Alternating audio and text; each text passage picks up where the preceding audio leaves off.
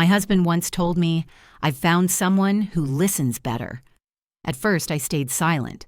But then, the next day, his someone called me. By mistake.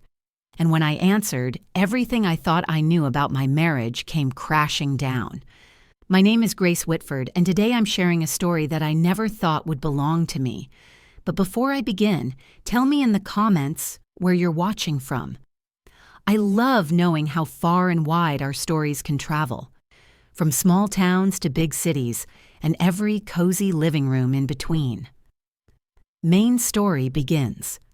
I always thought of my marriage as steady, not perfect, but dependable. Like an old oak tree, weathered, but still rooted. Edward and I had been married for decades, and in that time, we built a life that looked, from the outside at least, solid.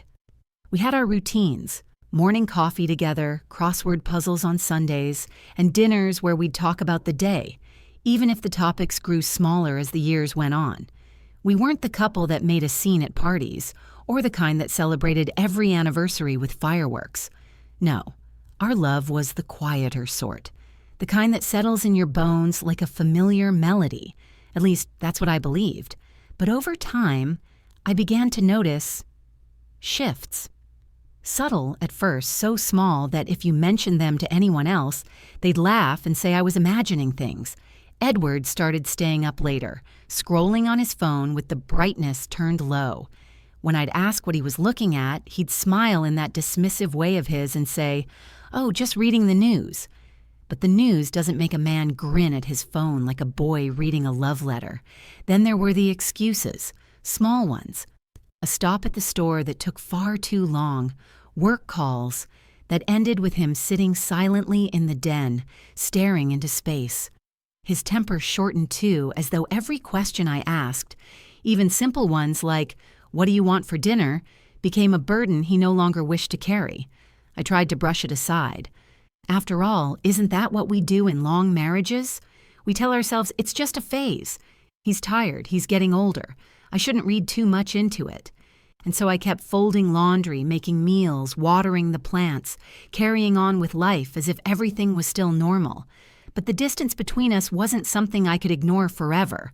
It grew like a crack in the ceiling, fine at first, barely visible, then widening until you can't help but notice it every time you look up. The moment that crack split wide open was on a Wednesday evening. We just finished dinner. I was clearing the plates, and Edward was sipping his usual cup of tea. I asked him something ordinary. I think it was about fixing the squeaky back door. He didn't answer right away. He just sat there, staring into his cup like he was trying to read tea leaves. And then, without looking at me, he said it. "I've found someone who listens better." Just like that. Plain, matter of fact, as if he were mentioning that he preferred a different brand of jam. The words froze me in place. I remember the sound of a plate slipping from my hands, clattering onto the counter. I stared at him, waiting for him to laugh, to tell me it was a joke, or that I'd misheard him. But he didn't. He just lifted the cup to his lips and took another sip, like he hadn't just detonated a bomb in the middle of our quiet little kitchen.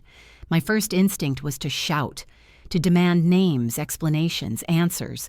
But something inside me, call it pride, call it wisdom born of age, told me to stay still. Don't give him the satisfaction of seeing you crumble. So I swallowed the lump in my throat, wiped my hands on the dish towel, and said nothing. Inside, though, my mind was racing. Who was this someone? How long had this been going on? And perhaps most painful of all, when had I stopped being enough? That night, I lay awake in bed, listening to the steady rise and fall of Edward's breathing beside me.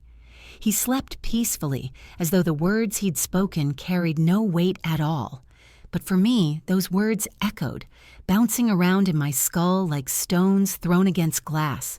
I stared at the ceiling, thinking back over our years together, the trips we'd taken, the home we'd built, the children we'd raised. Was all of it diminished now, overshadowed by the presence of this new listener? Or was this just the latest crack in something that had been splintering for a long time? By morning, I'd made a quiet decision. If Edward thought he could find someone who listened better, then I needed to start listening to myself. And the first thing I heard, clear as a bell, was a warning. Protect yourself, Grace. Don't wait for the storm to take everything from you. I smiled through breakfast that morning, acting as though nothing had changed. But inside, I was already making plans. After Edward's words, I found someone who listens better. I didn't cry. I didn't scream. I didn't even confront him. Instead, I thought of something my mother used to say when I was a girl. Grace, when you see clouds rolling in, don't waste time arguing with the sky. Get your umbrella. Well, I could see the storm clouds now, and I wasn't about to stand outside and let myself be soaked. The very next morning, I made a decision, one that required no shouting, no accusations, no raised voices, just quiet action. I transferred the money from our joint savings account into my own personal account, every cent of it. Now, to some, that may sound cold, but you must understand, I wasn't doing it out of spite. I was doing it out of survival. I had seen enough women, friends, cousins, even neighbors, who were blindsided by betrayal and left with nothing but memories and regret. I wasn't about to add my name to that list. I remember sitting in the bank, my heart thumping in my chest, pretending to be calm as the teller went through the paperwork. She didn't ask questions. Perhaps she saw the steel in my eyes. Perhaps she'd seen women like me before. By the time I left, my hands were still shaking, but there was a strange peace in my chest. If Edward's storm was coming, I now had a roof over my head. Back home, I carried on as though nothing had changed. I made dinner, watered the plants, laughed politely when he told me some half-hearted story about his day. All the while, I watched. I became attuned to him in a way I hadn't been for years. Every glance at his phone, every late-night text, every excuse became a piece of a puzzle I hadn't asked to solve. And the more pieces I gathered, the clearer the picture became. Edward was not just distracted, he was elsewhere. Sometimes it's the small details that betray the truth. The faint smell of perfume on his coat. Not mine, not any I'd worn. A dinner receipt crumpled in his pocket from a restaurant he'd never invited me to. The way his voice softened when he spoke into the phone, a tone I hadn't heard directed at me in a long while. I didn't let on. Oh no, I smiled. I nodded. I played the part of the oblivious wife. But inside, I was cataloging it all. A quiet archivist of betrayal. And yet, even with all my observations, I still had no face, no name to place on this mysterious someone. Was she a stranger? A colleague? An old flame rekindled? The not knowing gnawed at me more than the betrayal itself. One evening, as I folded laundry, I asked myself aloud, what does he mean by someone who listens better? Was it really about listening? Or was it about wanting to feel young again, to have someone hang on his every word as if he were still the charming man he once had been? I couldn't answer those questions yet, but I could prepare myself for the answers when they came. So, quietly, carefully, I began to shift my world into one that no longer depended on Edward's presence. I reviewed the household bills. I organized important papers. I looked at the house not just as our shared space, but as a place I might one day stand alone in. It wasn't easy. In fact, it broke my heart a little each time I folded his shirts or set his plate at the table. But I reminded myself, dignity first, emotions later. Still, Edward had no idea. He carried on, laughing into his phone, brushing off my questions with short answers. He thought he was being clever. He thought I was blind. But what he didn't realize, what men like him never seem to realize, is that women of my generation, women who've held families together through hardship, who've worked quietly in the background while others took the spotlight, we notice things. We may not shout, but we see. And I saw enough to know that something was coming. I didn't know when or how, but I felt it in my bones, like a kettle just about to whistle, like a clock, ticking closer to midnight. What I didn't realize then What I couldn't possibly have guessed was that the revelation would come not from Edward himself, but from a stranger's voice on the other end of the phone. And when it did, it would change everything. This is the turning point of it happened on an ordinary morning. One of those days where nothing seems remarkable at all. The kettle whistled, the birds chattered outside the window, and Edward had already left the house, saying he had errands to run. I was tidying the kitchen when the phone rang. At first, I almost didn't answer. The number on the screen was unfamiliar, and I've reached the age where most of those calls are either charities asking for donations or machines trying to sell me things I don't need. But something, call it instinct, made me pick up. "Hello, this is Grace," I said. For a moment, there was only silence. Then a woman's voice came through, soft, uncertain, almost trembling with excitement. "Oh, Edward," she said, "I just wanted to hear your voice. Are we still on for tomorrow? I can't wait to see you." My breath caught in my throat. She thought she was speaking to him. She thought I was Edward. I stayed quiet, letting her words hang in the air. She went on, oblivious. "I was thinking maybe we could go back to that little restaurant you liked, the one with the corner booth. You said you felt so comfortable there. I haven't stopped thinking about the way you looked at me." Her voice trailed, dreamy and tender. Finally, I spoke. My voice was calm, but my hands trembled where I gripped the phone. "This isn't Edward. This is his wife." Grace silence. A sharp intake of breath. Then the unmistakable sound of panic in her voice. "Oh, I must have... Oh no, I thought... I'm so sorry." She fumbled, stammered, and then the line went dead. I lowered the phone slowly, staring at it as if it had just turned into something poisonous. Now, you might be wondering how she even had my number. That puzzled me at first, too.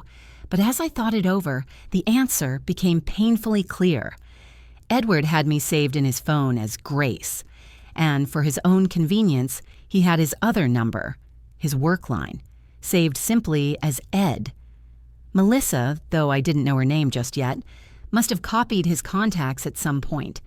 Perhaps he'd handed her his phone to call herself, or maybe she'd glanced at his list of numbers and stored them quickly. And in her rush, she'd confused Grace with Ed. A single tap of her finger, and she'd dialed me instead of him.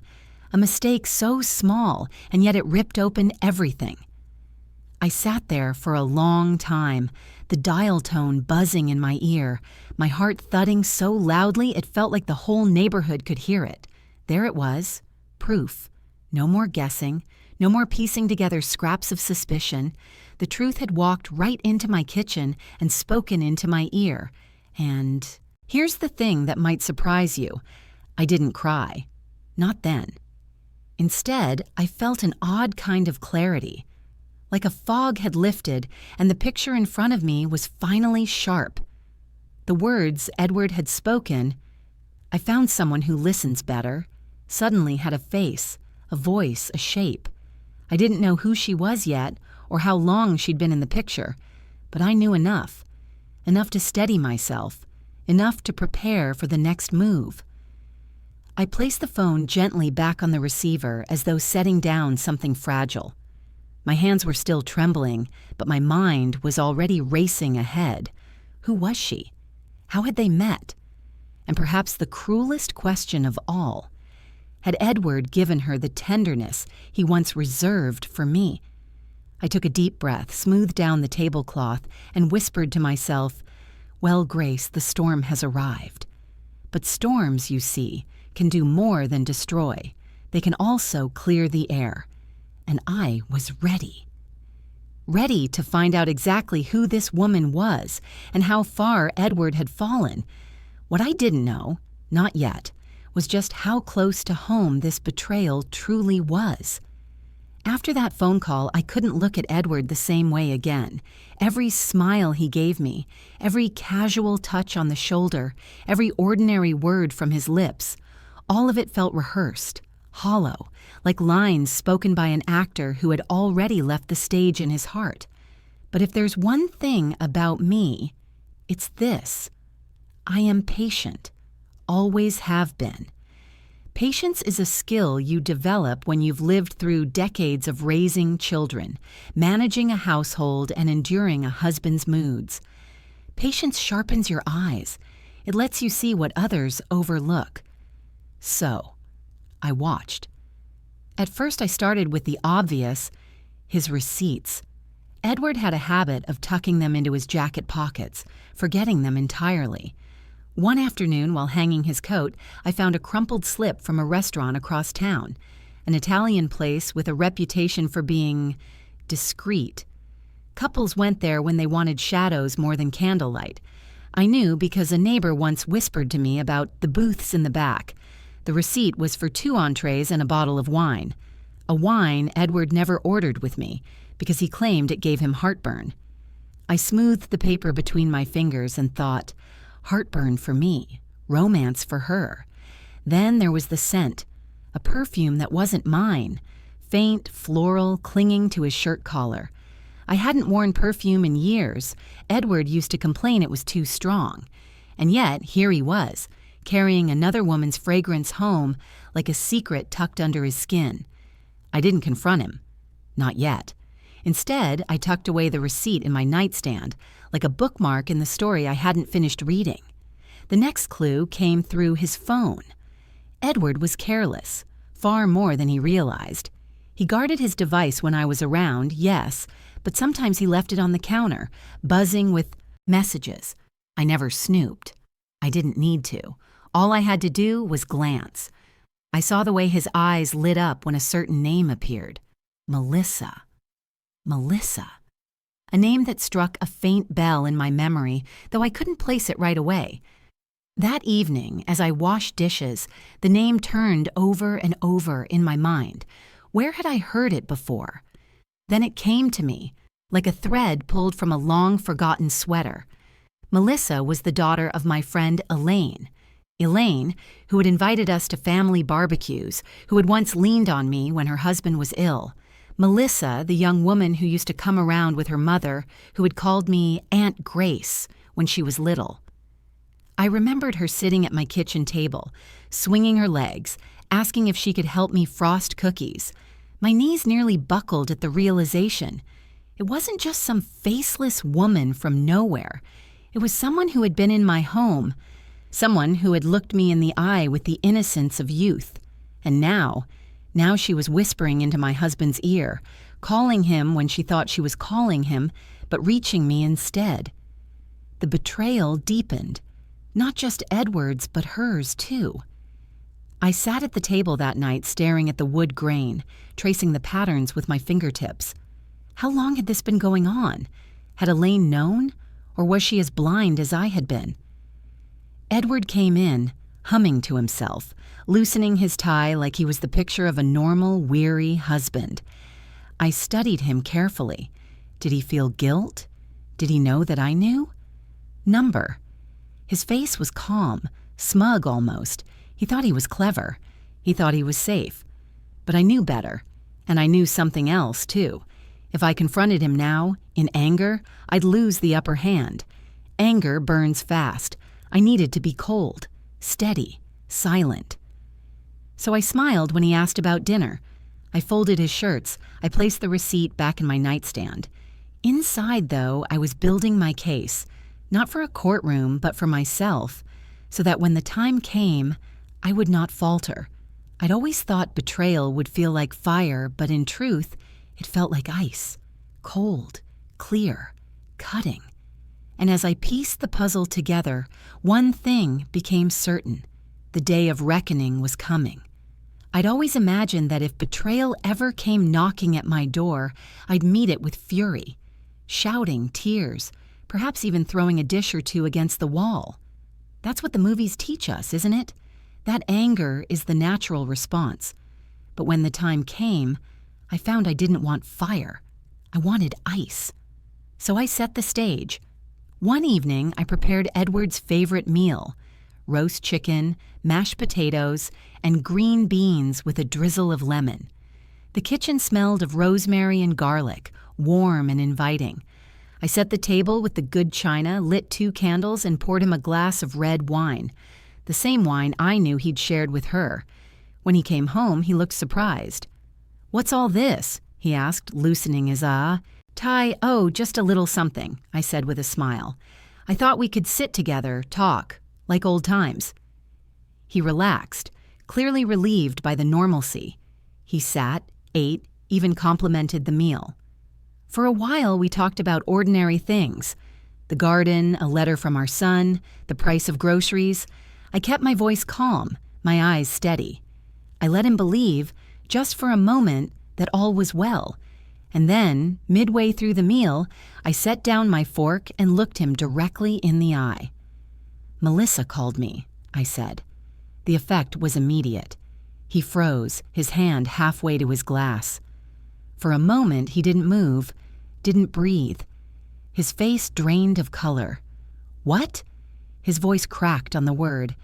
"She thought she was calling you," I continued evenly, "but instead she dialed me. She told me how much she was looking forward to seeing you. She mentioned the little restaurant you like. Do you remember that restaurant, Edward?" He stammered. "Grace, That's not, you've misunderstood." "Don't insult me," I said sharply, though my voice never rose. "I know. And I've known for longer than you realize." He opened his mouth, then closed it again, like a fish gasping on dry land. His hands shook as he reached for his glass, but he didn't drink. "You've been careless," I said. "Receipts in your pocket, perfume on your shirt, your face lighting up every time her name appeared on your phone. I may be older, Edward, but I am not blind." He tried to protest then, to tell me it was harmless, a friendship, a mistake. But the words tumbled out weak, unconvincing. Finally, he slumped back in his chair, defeated. "Grace," he whispered, "I'm sorry. I didn't mean... I wasn't thinking." "No," I cut in. "You were thinking. You just weren't thinking of me." The silence stretched between us, thick as smoke. For the first time in years, I felt the balance shift. He had always been the one with the upper hand, the one who decided what we talked about, when we traveled, how the money was spent. But in that moment, as he sat pale and trembling, I realized I was the one holding the reins. "I already moved the savings," I told him calmly. "They're in my account now. Whatever happens next, I'll be fine." His eyes widened. That shook him more than my knowledge of Melissa. He understood in that instant that I wasn't just the wounded wife. I was a woman who had prepared, who had safeguarded herself against his choices. "You can beg, Edward. You can explain. You can weep if you like. But you cannot undo what you've done." He leaned forward then, desperation flickering in his eyes. "It was a mistake, Grace. She doesn't mean anything. It was foolishness." I raised an eyebrow. Foolishness that lasted long enough for her to call me by mistake?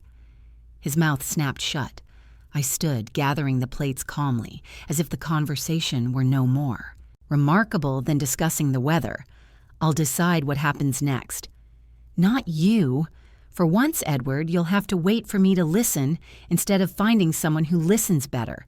And with that, I left him sitting in the candlelight, staring into his glass of wine like it might hold the answers he couldn't find in himself.